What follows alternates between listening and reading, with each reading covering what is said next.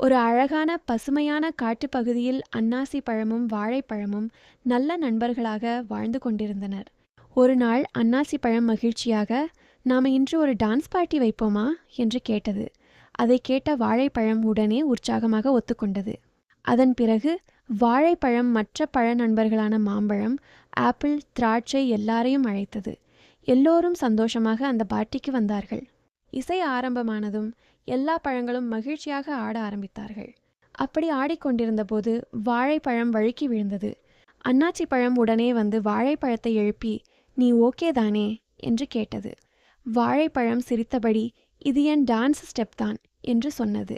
அதற்கு பிறகு எல்லோரும் இன்னும் அதிக உற்சாகத்துடன் சேர்ந்து ஆடி மகிழ்ந்தார்கள்.